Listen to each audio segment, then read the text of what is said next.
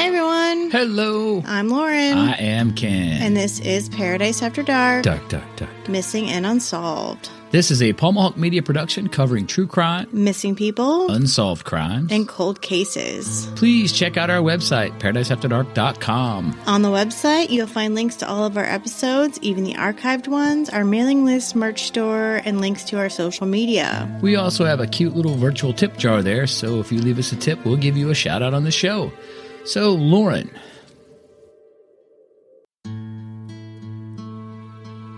Hi, everyone. Hello. I'm Lauren. I am Ken. And this is Paradise After Dark. Dark. This episode that you're about to listen to was first recorded and released last year in November 2019. Since the release of this episode, we've had the opportunity to speak with Joshua Duckett, who is Trenton Duckett's father. Part 2 of this series is our interview with Josh. We're re-releasing this episode as a refresher to you to listen to before you hear our conversation with Josh Duckett. Morning, an Amber Alert is out for this 2-year-old boy who was missing from Leesburg. Trenton Duckett's mother reported him missing last night from their home. In the 21 years I've been here, we've never been looking at anything like a potential abduction type case where it may be a stranger. We've had parent involvement, parent interference, other domestic type situations, and obviously we're looking at all angles in this case, and we just want to get Trenton home safe. West 2 News was first to bring you information that a second witness, a second worker at a Marion County Wendy's restaurant, saw Trenton Duckett alive the day he disappeared. We are live at Team Trenton headquarters here at Leesburg, Florida. After Nancy Grace's show on Trenton Duckett's case aired, authorities said they received as many as 100 tips and leads from around the country. It was a tip that came from a psychic out of state. Search for missing toddler Trenton Duckett. Today, Leesburg police revealed there is no evidence showing anybody abducted Duckett back on August 26th of last year. Police also say there's no evidence showing Duckett has been handed off to anybody else, either in this area or around the globe. They think his mother, Melinda, did something to her son, and even after her suicide, she's still being called the prime suspect in his disappearance. Duckett was the mother of missing 2-year-old Trenton Duckett, who had disappeared from his bedroom that August. Why aren't you telling us and giving us a clear picture where you were before your son was kidnapped? Because I'm not going to put those kind of details out. Why? Because I was told not to. Grace continued to press Duckett, at one point hinting she was hiding something. Miss Duckett, you're not telling us for a reason. Duckett committed suicide the very next day.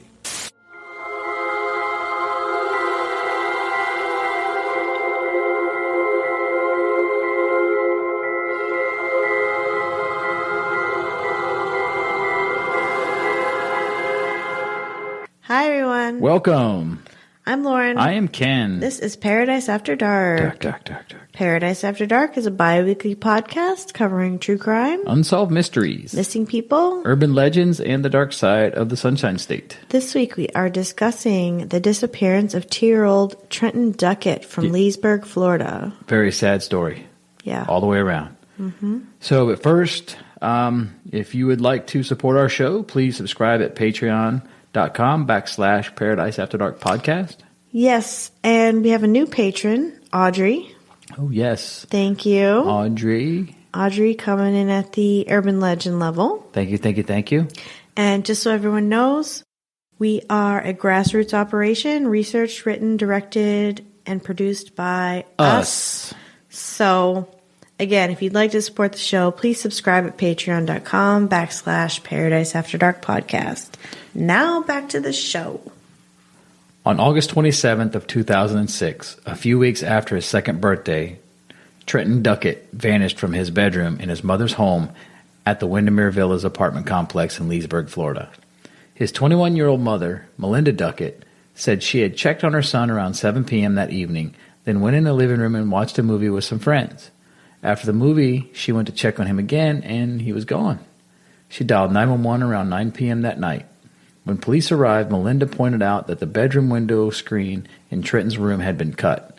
An Amber Alert was immediately issued, and bloodhounds called in to assist in the search, but nothing was found. To this day, Trenton Duckett remains missing. All right, so let's look at the background. Trenton Duckett was born August 10, 2004, to Melinda Eubanks and Joshua Duckett. His mother, Melinda, was born in South Korea and moved to the United States in 1985 at the age of 4 months after being adopted by an American couple. After growing up in upstate New York with her adoptive parents, she moved down to Florida to live with her grandparents when she was a teenager. She began dating Josh Duckett in high school when the two met at an ice cream parlor. In her senior year, Melinda became pregnant with Trenton, who was born just after her graduation in 2004. Melinda had a rocky life growing up. She was supposedly abused as a child by her adoptive parents. In an interview with a child protection investigator, Melinda's grandmother, Nancy Eubank, said Melinda was mistreated in New York and that she and her husband, Bill Eubank, Melinda's grandfather, became Melinda's legal guardians at age 17 when she left her home and adoptive parents in Lockport, New York, according to an article on Ocala.com. In the same article, they state, in another interview in April of 2005, Joshua Duckett told child protection investigators that he had heard Melinda was institutionalized in New York and that Melinda told him her parents abused her in New York and that the family services in that state got involved. Melinda later denied any trauma, loss, or abuse. Now, a couple more facts about Melinda that may or may not be related to this case. For 2 years prior to Trenton's disappearance, she'd been filming pornographic videos of herself and selling them to an out-of-state website. Police found naked photos of Melinda and sexually explicit videos in which a crying baby can be heard in the background. Yeah. She was studying criminal psychology at Lake Sumter Community College at the time Trenton disappeared, and she was also being investigated for embezzling thousands of dollars from the bank where she worked. So she was not looking real good right at the moment. Not great.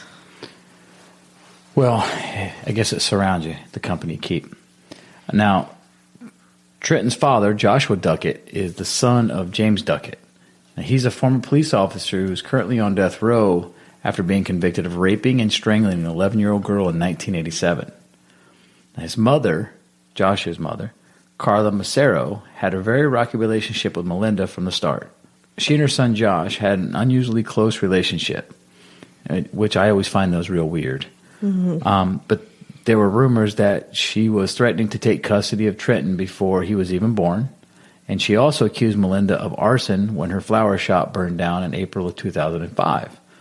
On August 5th of 2005, Joshua Duckett files a request for a restraining order against his own mother for harassment and bullying and for enlisting numerous people to carry out the harassment against both Josh and Melinda. So it's just not good. That's some bad juju there with mom. Now, at one point, Carla Macero sent several emails to the governor's office saying Melinda was unstable and prone to violence and self-mutilation. So now, she's on like a campaign against Melinda. I mean, yeah, if you hate someone so much that you're willing to write a letter to the governor. I mean, because I've been angry with some people before, but I've never taken the initiative to write to the governor, talk about how much I didn't like him. I wonder if that would really get you anywhere. I don't think it would probably even hit the governor's desk. I'm sure there's people that filter that stuff. But I guess, why would you write to the governor and not... And maybe she did, too. Maybe she was writing everybody. But anyway. So the couple married in July of 2005, 1 month before Trenton's first birthday, and lived together in Bushnell, Florida. But the marriage was obviously rocky from the start. According to police records, authorities had to visit the couple to break up arguments on several occasions. In April of that year, Melinda was committed for psychiatric observation by Bushnell police after the police chief overheard her threatening to end it during a cell phone conversation with Josh. Melinda had also threatened to harm Trenton unless Josh went to her home to talk to her. The report alleges that Melinda had scars on her arms from cutting herself and squeezed Trenton so tight that he screamed. She also allegedly dangled Trenton over water to provoke Josh. She was released from the facility the next day after they determined she was not a danger to herself or others. Now, how could they determine that? I guess they do an evaluation, and, well, she was obviously Baker acted, And when you're Baker acted, that means that they can involuntarily commit you for up to 72 hours. Okay. But if, like, they say that they think that someone is a danger to themselves or others, they'll go ahead and Baker act first, and then they'll do an evaluation to determine what the case is. And if they find that they're not a danger, they'll let them go. Okay, so she was taken in, not necessarily Baker acted, but she was taken in, released the next day because they did the evaluation. She was Baker acted. Oh, okay. Yeah, she was But Baker after acted. the evaluation, then... They decided that she wasn't a danger, so they let her out the next day. Okay, but see, this because it was alleged that Josh basically said this is what she did, correct?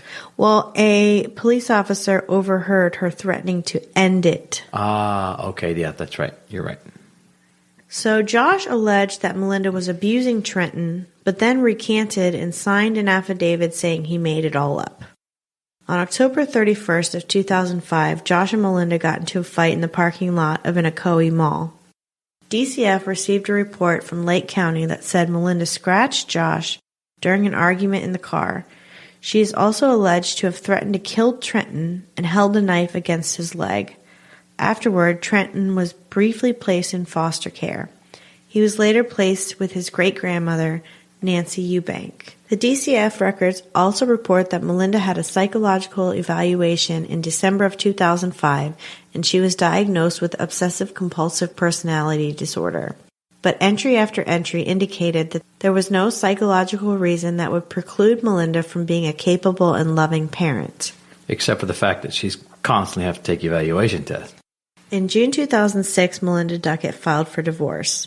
In July 2006, Melinda was granted a temporary restraining order against Josh and custody of Trenton. This blows my mind.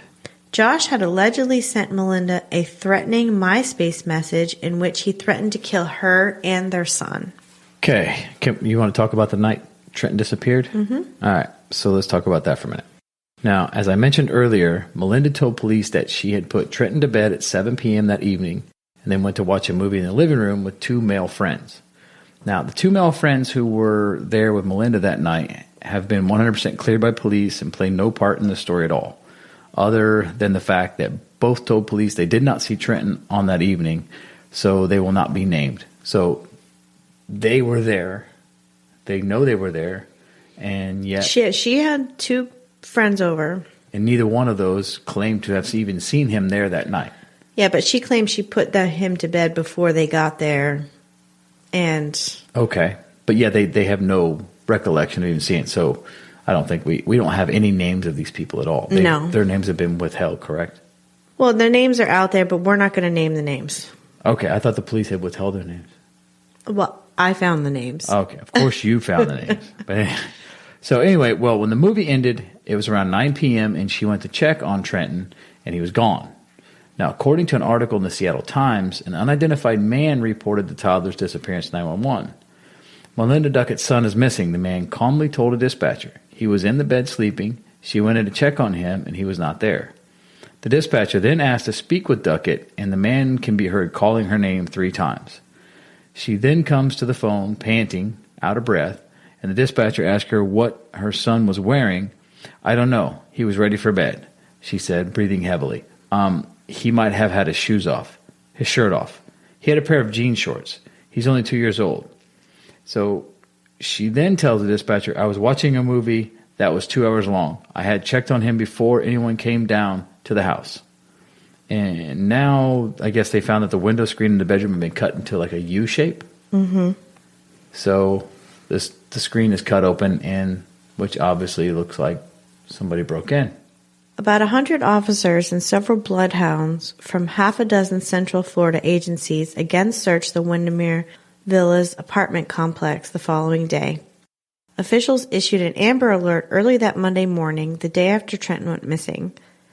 Officers obtained a search warrant for the apartment of Trenton's mother, Melinda, within 24 hours of the boy's disappearance. Items taken from Melinda's apartment include a laptop computer, several photo albums, cassette tapes, and a gun cleaning kit, according to an inventory of the search filed with the Lake County Clerk of Courts. A gun cleaning kit? Mm-hmm. Police and investigators from the Florida Department of Law Enforcement spent that day interviewing the boy's family and friends. According to an article in the Orlando Sentinel titled "Toddler's Whereabouts Still a Mystery," neighbors said they didn't see much of Trenton Duckett before he disappeared. The toddler rarely played on the slide in front of the Windermere Villas apartments, they said.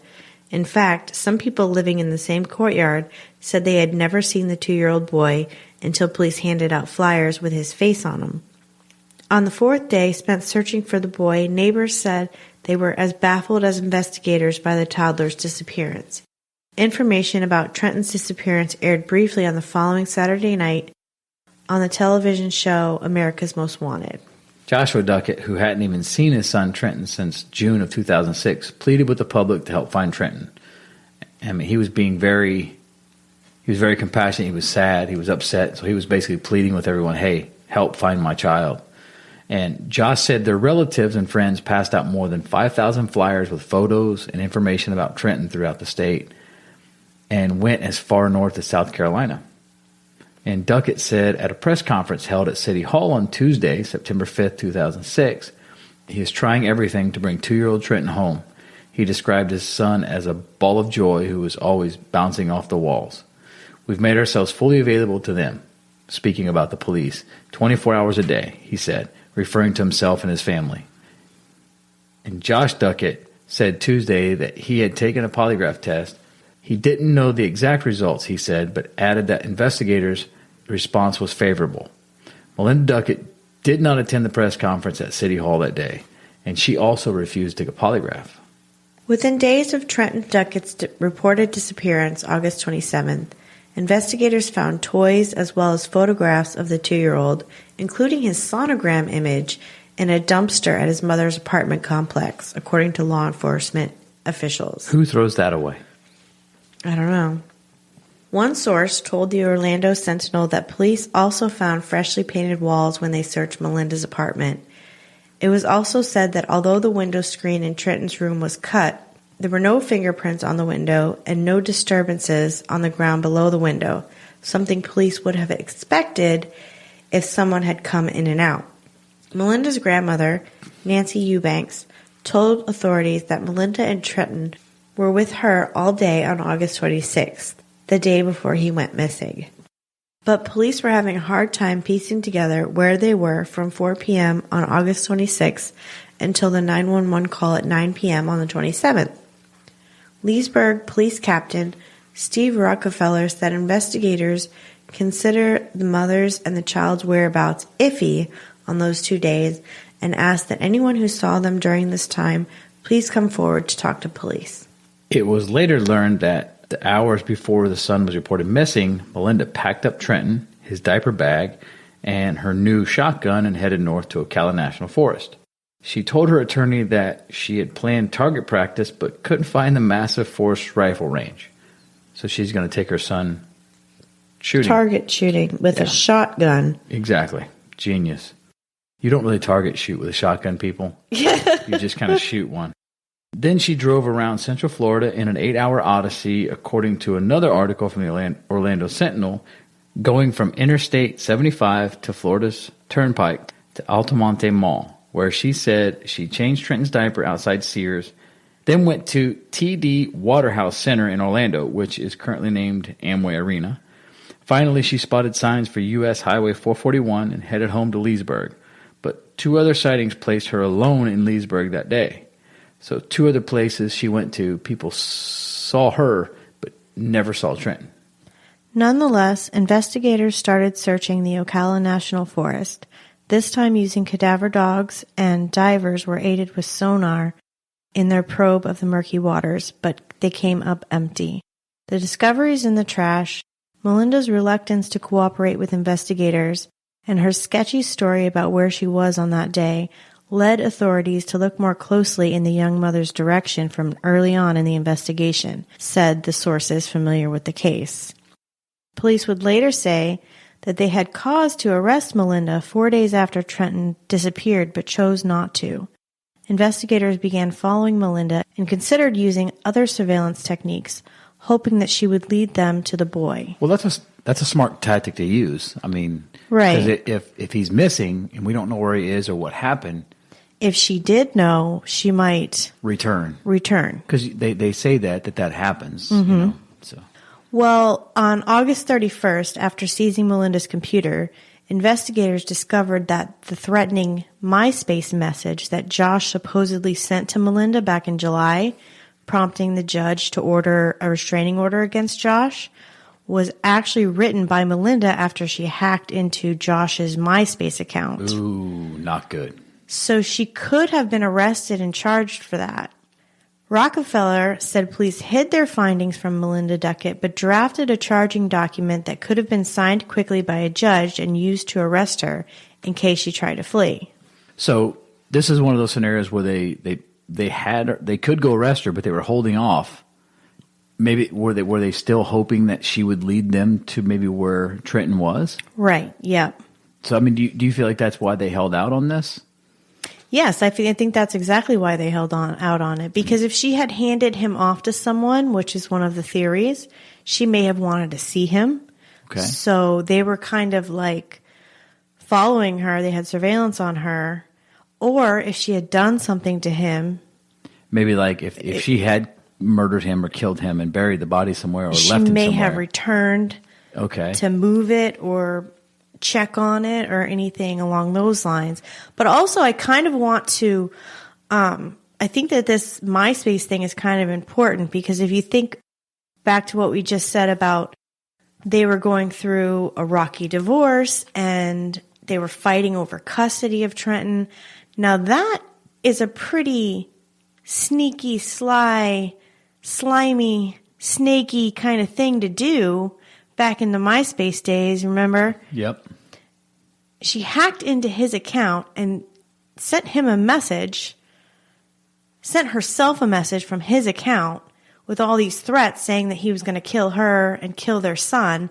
And that's what gave her the restraining order and full custody of Trenton to begin with. So she was going to great lengths to keep him away from her son. Yeah. I mean, I think that that's worth not just skimming over. I think that we need to make that clear that she's going to great lengths, asking for restraining orders, trying to get full custody. So it's almost like lying and manipulating just to keep him away from her son. Yeah, because when you're hacking into someone's, this is not something that she just decided, I have a good idea. This almost seems like it was a complete manipulation. She was, forethought, what do they call it, pre-planned or... Exactly. So, all right. Well, speaking of things that are really important to this case, obviously this is very important to this case. Mm-hmm. And this, like I said, a very important part of the story. It's CNN's Nancy Grace devoted her hour-long show to the search for Trenton, which, she gets involved in these things. Now, the show was taped on September 7th, the day before it aired. And Melinda appeared by phone on the show where Nancy Grace grilled her on many different topics. And we all know how Nancy Grace can get when she gets her mindset. She's like a dog with a bone. And Nancy Grace pushed Melinda on where she was the day Trenton went missing, why she wouldn't take a polygraph, and why she wasn't cooperating with the police. And while the actual video of Nancy Grace grilling Melinda is no longer available, I was able to find a few clips to put together. Can we insert those somehow? Yep. Okay. Inserting right now. Where were you? Why aren't you telling us where you were that day? You were the last person to be seen with him.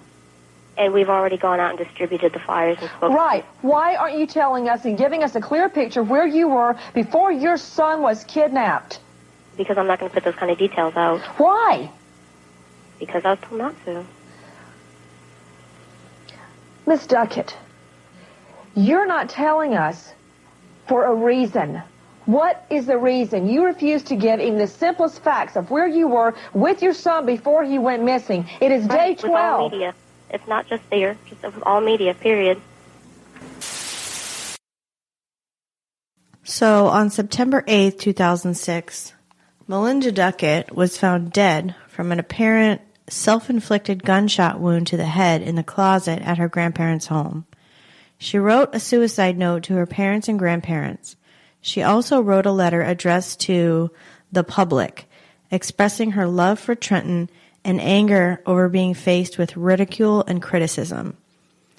Now here's an excerpt from her letter. It says, "Public. I'm sorry this is short. Usually I plan things out and am better with my writing. Your focus came off my son. I love him and wanted him safe in my arms. You created rumors and twisted words. Usually I am strong and what others say does not affect me. However, I am young, have worked my ass off, and still being faced with ridicule and criticism.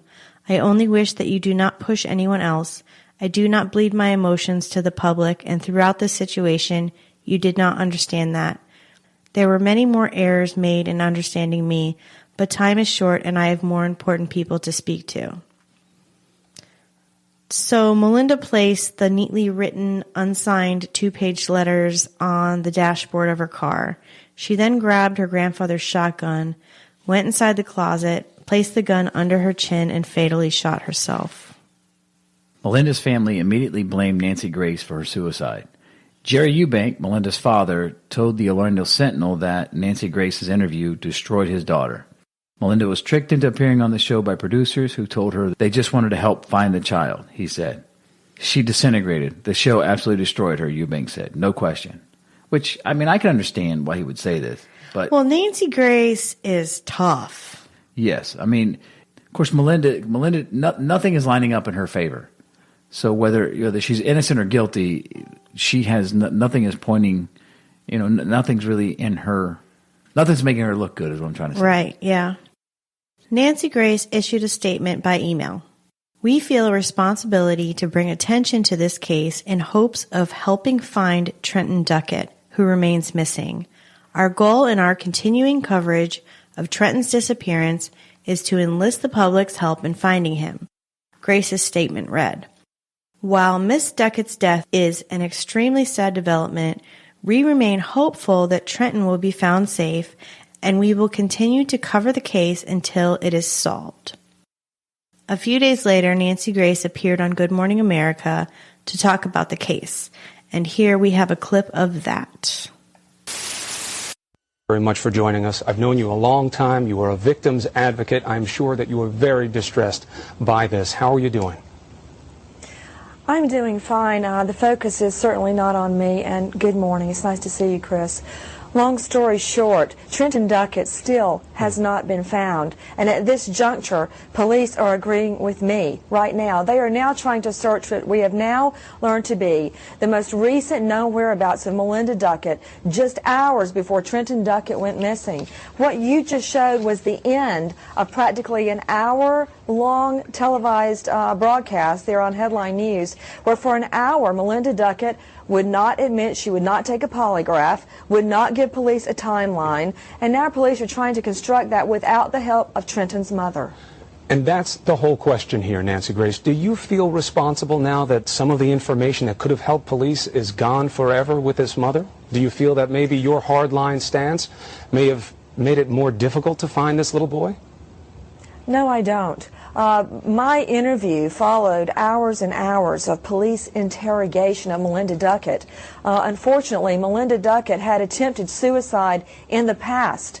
In fact, I now learn, according to the Orlando Sentinel, that DFACS, the Department of Family and Children's Services, had actually taken the baby away from her and put him in foster care for 4 days. They were concerned how she would treat the child. His that family, may be soon, the Nancy husband. Grace, but let me ask you this, because we have to be respectful of both the situation here. Yes, maybe there were suicide attempts. Maybe you have the state action with the kids. But do you have any reason to believe that this woman did anything to her child? Well, you know what, Chris? I've handled a lot of murdered cases and missing children cases, and the first person you look at is the person last seen with the child. And she now admits to her attorney, her own lawyer has come forward and stated she grabbed a shotgun, a diaper bag, and the baby hours before he went missing and went on an 8-hour odyssey through Ocala National Forest for target practice. And that is exactly where police are searching today with cadaver dogs, Chris. So maybe we can take a little dose of common sense and figure out where police are headed. But to suggest a 15 to 20-minute interview caused someone to commit suicide, I feel is focusing on the wrong thing. Why do you think it happened? It should be focused. Why do you think it happened, Nancy Grace? After the interview, within 24 hours, it was a very difficult interview. There was a lot of stress. Do you feel any responsibility? I think it happened because Melinda Duckett may very well know where her son was. She even told her mother just before she killed herself, Trenton's not coming home, Mom. He's not coming home. How, Chris, would she have known that? If anything, I would suggest guilt caused her to commit suicide. And while I sympathize with her family and know as a first-hand victim of crime myself, you look for somebody to blame, anybody. And today the family is blaming me. And I hate what they're going through. But I would suggest their efforts go toward finding this baby. The idea of a journalist, an interviewer, and then being a judge or a jury, do you believe that that line has become a little bit blurred? That when you go after someone in an interview, maybe you're taking on a job that's not the job to have? Sir, I did not go after Melinda Duckett. Correction. Melinda Duckett refused to answer questions to either myself or police about her child's whereabouts. It is highly likely he is dead now because of that. Melinda's family would go on to sue Nancy Grace and CNN in a wrongful death suit, claiming that her aggressive questioning and verbal attacks drove Melinda to suicide. Grace later settled out of court with the family. Now, in late September, police released several documents pertaining to this case. Now, through these documents, we kind of find out and learn that investigators had become suspicious of Melinda Duckett on the night that Trenton had disappeared. So basically starting right from the get-go. From the get-go, yeah. A sworn statement from Leesburg Senior Detective Ian Thornton shows Melinda Duckett was clearing out the apartment, emptying the refrigerator as if she was moving from the residence. And police also sifted through the trash dump that night and found numerous articles relative to caring for a child, according to the statement. Those items included dry baby food, some candy, cookies, and other kid snacks. Josh Duckett told the Orlando Sentinel that he was stunned to learn that she had thrown out the toddler's keepsake pictures. It strikes me as very odd. I mean, I've still got all my photos of him and all of my sonogram pictures from when she was pregnant, he said. I've had my suspicions from the start, but they're just suspicions. The Marion County Sheriff's Office announced in November that they would launch its own investigation into the disappearance of Trenton Duckett, this time the focus being that little Trenton is still alive. Later we learned that Melinda Duckett and her son Trenton pulled up to a Wendy's drive-thru in Bellevue in Marion County near the Ocala National Forest on the day the 2-year-old went missing. Less than half an hour later, Duckett returned alone to the fast food restaurant to pick up chicken tenders, according to a Wendy's worker who served her both times. She likely returned a third time hours later, again without the child, the Wendy's server told investigators. The Wendy's server passed a polygraph test, and her statements led investigators to suspect that Trenton may have been handed off to someone hours before Duckett reported him missing. If this was the case, it was likely she did it to keep Trenton away from his father, Josh, which is what I was just saying earlier. Yeah, exactly. The day after these news leads were announced, Nancy Grace appeared in Leesburg, Florida, pleading for more clues from the command center that was set up for Trenton. We hope that our visit here helps reinvigorate the search and lead to more leads, Grace said before going on the air. The show covered newly announced leads and generated more speculation, but broke no new ground. It was kind of just a repetition of the same thing. Investigators later confirmed that a second witness saw Melinda and Trenton Duckett at the Bellevue Wendy's drive-thru hours before the boy disappeared. The second witness, a co-manager at the fast food restaurant, said she made faces with 2-year-old Trenton when his mom pulled through the drive-thru around 11:15 a.m. on August 27th. This helps put together some of the timeline of Melinda and Trenton's whereabouts on that day. For a short period of time, investigators looked into the possibility that Trenton was taken out of the country. It's just a rock that we've got to turn over that hasn't been explored by us, Marion Sheriff Major Chris Blair told the Orlando Sentinel. Blair said detectives were working with the U.S. Customs and Border Protection and Interpol to determine if Trenton may have been taken to South Korea, where Trenton's mother, Melinda, was born. Investigators from the FBI, the Florida Department of Law Enforcement, the State Attorney's Office, Lake County Sheriff's Office, Marion County Sheriff's Office, Orange County Sheriff's Office, Seminole County Sheriff's Office, Sumter County Sheriff's Office, Lady Lake Police Department, Leesburg Police Department, the National Center for Missing and Exploited Children, CART, Interpol, the U.S. Forest Service, Federal Aviation Administration, Team Adam, and other renowned agencies all worked tirelessly in this investigation to no avail. That's a lot of people. That's a lot of organizations willing to help. Looking for this boy. Yeah. Well, you know, but that goes to show that if you get the right people involved, as we learned with the Adam Walsh case, if the right people get involved, the media attention's there, and when the media attention happens, like Nancy Grace shows up, these are the things that occur. So as much as people hate her, when she shows up on a site or she talks about a case, it opens the eyes of everybody. Mm-hmm. So, and I mean, that's a massive list of assistance. Yeah. I mean, when you get that kind of assistance, anything's at your disposal pretty much. So I kind of want to rewind real quick because there was something that I found after we finished with this research, and it just recently came to my attention about the day of the disappearance. Yes. There was somebody had put together a map with her cell phone pings, and it looks like she starts in Leesburg at where she lives, and it looks like she goes all the way north to Ocala, and that's near the state forest. Then she goes back down, and she gets up there around. So she leaves Leesburg at 10:49 a.m. She gets all the way up to Ocala near the state forest by 12:04 p.m.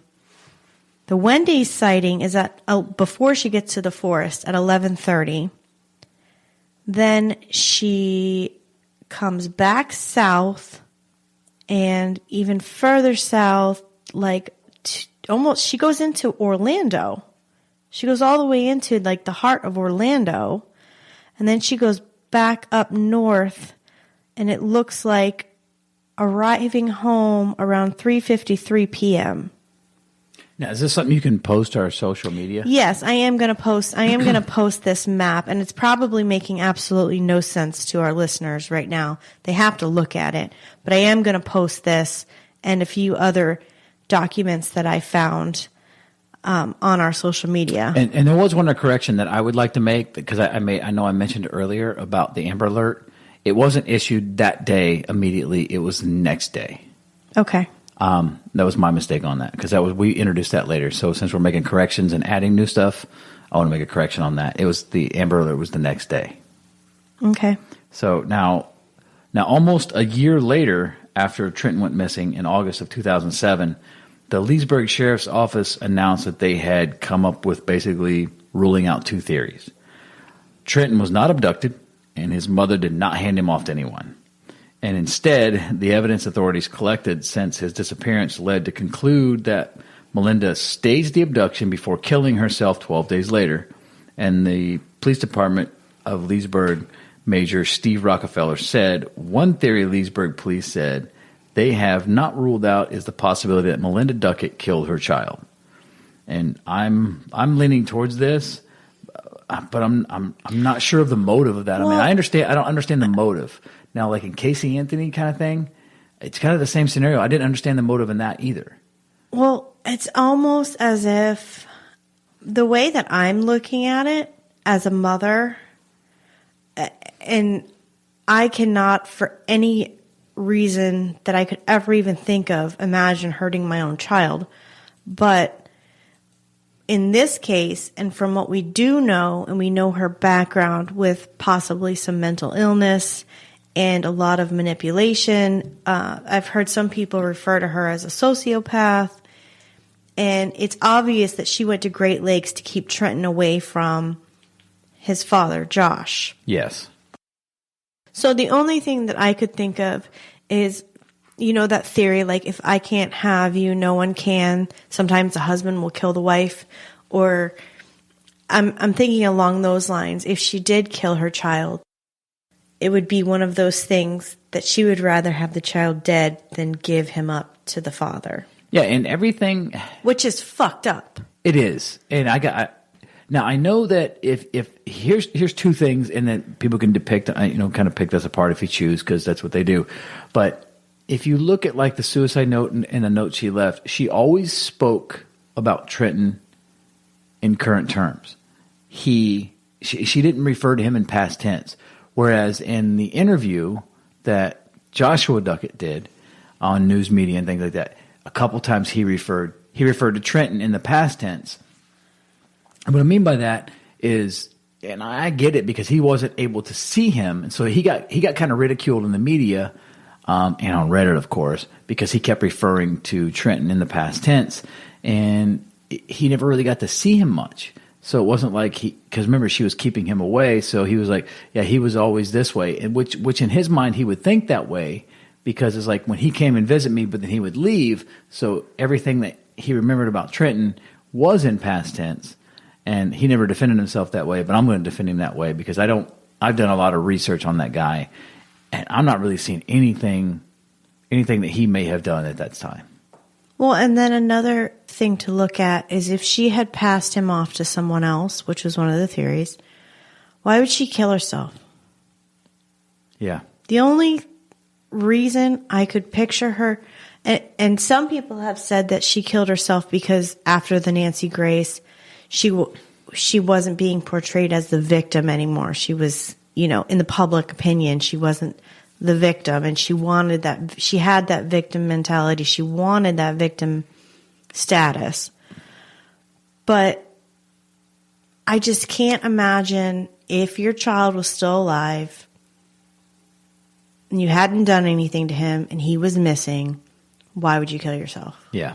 No matter what Nancy Grace said to you. Exactly. Because no matter what the public thought of you. You would want to be there because you want to be the first one to find him. Yes. You want to be there to push everyone to look for him. I see exactly what you're saying there. That makes perfect sense. The only reason I could think that a reasonable person, or if you can even call it that, would commit suicide is if they already knew that their child was dead. I would agree with you on that. Because if my child was just missing, I would never stop until I found her. So, okay. Now that we've gone off on that tangent. We tend to do that occasionally. In the years that followed, investigators say that the leads dried up. Leesburg sheriff saying that they hadn't received any viable leads since Melinda's suicide.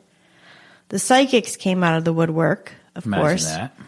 One psychic named Maggie Giano who called the sheriff's office and claimed that she had found Trenton's body.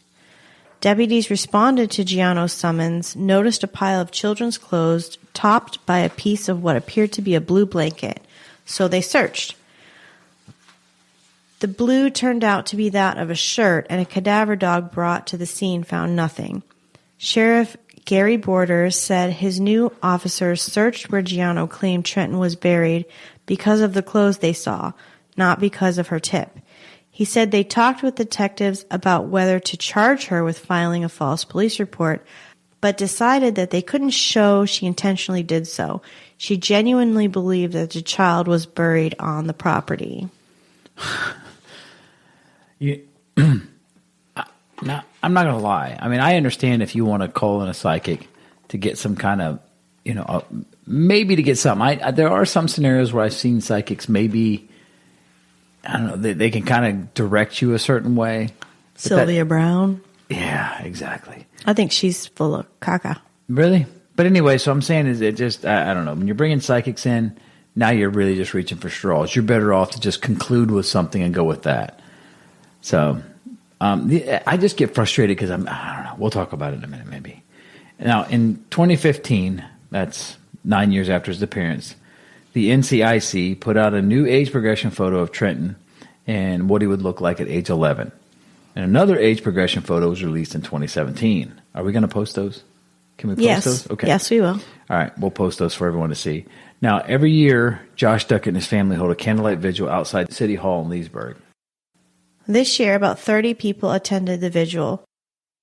Josh Duckett told the Orlando Sentinel, "It's been 13 years and we're still pushing to get answers. Though authorities have said they believe Trenton is likely dead, his father Josh said he continues to hold out hope his son, who would now be 15, will be returned. As far as Melinda is concerned, I really do think she killed herself because she was no longer the victim and she still just didn't want Josh to have him. Leesburg Police Captain Steve Rockefeller said in a statement to News 13 Florida in 2015, which is basically what I just said. Exactly. And I posed the question again, could a mother really kill her child just to keep him away from the father? Yeah. I think it's possible for a very mentally disturbed person to do that. Well, we have seen, and anyone obviously that's in this, that in the true crime genre, you see a lot of this stuff when it comes to family members and things. But if you look at women when they fight, when a woman or a man in some case, it's like, you can't have him if I can't have him. You know, I mean, you if you can't be, I don't want to share. You know, understand what I'm saying? Mm-hmm. Am I making sense? Yeah. So in other words, I've seen that, and then they do take these drastic measures where. Well, and I did work in family law for a period of time, and I can say that divorce and child custody brings out the absolute worst in people. Yes. I mean, the absolute nastiness that's buried deep down inside of people will come out. Yeah, because a parent in doesn't, those situations. If a parent doesn't care about their kid very much, they do when they start to get divorced suddenly. Yeah. So. Yep. So now, could Trenton still be alive somewhere? I don't think so. I don't think so either. I think if he was alive, they would have found him. I personally, after what I've read, researched, and I want to use the word investigated, but I use that loosely. I guess because research, investigation, kind of the same the way we do it. I think why Melinda killed herself leans more towards Trenton being dead. I think maybe she did kill him. I don't know if it was on purpose, mistake. Again, I relate this kind of Casey Anthony, that same scenario, except Casey Anthony has no heart or feelings. Well, I don't think Melinda Duckett really did either. Well, I think maybe she felt a track of guilt, though. What I mentioned in the beginning when I said that these things may or may not, have anything to do with Trenton's disappearance, but the fact that she made pornographic videos of herself and was selling them to a website, that doesn't show a very high self-esteem or sense of respect for herself. And the fact that police found naked photos of her and videos in which a crying baby can be heard in the background. So she's making porn with her son in the house, and instead of tending to her son, she's making porn. Now, and then she was also being investigated for embezzling thousands of dollars for a bank where she worked. So we're dealing with somebody who has very low morals, very low integrity. Yeah, but I mean, you as a parent would understand that if you were to get to a point where you killed or caused bodily harm to your child, it would mentally mess you up. Oh yeah. To the point where maybe you would kill yourself. I mean, are we agreeing on that? Is that where are you? Because we're not dealing with, like you said, I agree, we're not dealing with anyone that's stable. One thing I will say, as I will go on record, is I don't think Joshua had anything to do with this. I don't think so either. I think that he himself too is a victim in this. Yes, as well as Trenton obviously being the majority of the victim, of course. But I think Joshua was a big victim in this because the child was kind of kept from him. Because she maliciously went after him with the MySpace thing and tried to get him to not be able to see Trenton, to get custody revoked and to basically keep him away. Mm-hmm. And then, so now he can't see his child. And then this all occurs, Trenton obviously ends up missing and he still can't see his child. Right. So I find him to be a victim in this as well. And doing some of the research I have on his background and things, it hasn't been easy for him. He's had to change himself all over. I mean, this media attention, like after he did TV interviews and things, I mean, his all of his social medias and all this stuff changed. it's not even his name anymore. So he had to basically hide from the public, which is probably not. I would never want to do it, and I can't imagine it's easy or fun to do. Because now you have to explain that to people, and I think that's unfair too. Yeah, I agree. So, I mean, any other thoughts you have on this particular case, other than I think she went straight up Casey Anthony on this? No, I just think it's a sad, sad thing, and I don't think that Trenton's going to be found. You think that she killed him? That would be what I would think at this point, yes. Yeah, I would lean more towards that, sadly. Unfortunately. I mean, obviously you don't want to ever give up hope. But it's another thing I don't think we're ever really going to know unless somebody finds his body. Yeah. Well, like we spoke about before, don't ever give up hope. Yes, that's true. Some kind of closure would be nice, whether you find Trenton alive, that he was handed off to some family and renamed, and somehow he gets a vivid memory of, hey, this was me at this time. Or if they find his body, at least it can bring some kind of closure to this whole situation. Yeah, it's and a very real sad quick, case. Speaking of not giving up hope, I just want to throw this out there that a new Instagram page just popped up today. The name of the page is Justice for Kyle Burtis. And anyone who knows us knows that we're pretty passionate about that case. So if you're on Instagram, go ahead and give that page a follow. And keep in touch on that. Yeah, I'd really like to get that, get the word out. Keep spreading the word on that one. Absolutely. So I think that's it. Okay. For tonight. That's all we're going to do for tonight, folks. Again, if you'd like to support the show, please subscribe to our Patreon at patreon.com/Paradise After Dark podcast.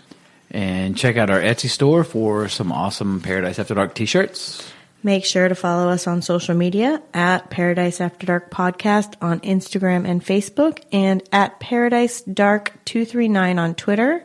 You can also email us at paradiseafterdarkpodcast@gmail.com. All right, and feel free to visit our website at paradiseafterdark.com for our latest episodes, links to the social media that Lauren was speaking of, our Etsy store, and a cool little donate button that's on there if you just want to help out the show. Also, I believe there's a link to Patreon there. Yep. And please rate us 5 stars and give us a review on Apple Podcast if that is the platform you're listening on. And our listenership is growing and growing, and we really appreciate it. So thank you, everyone, for listening to Paradise After Dark. Dark, dark, dark, dark.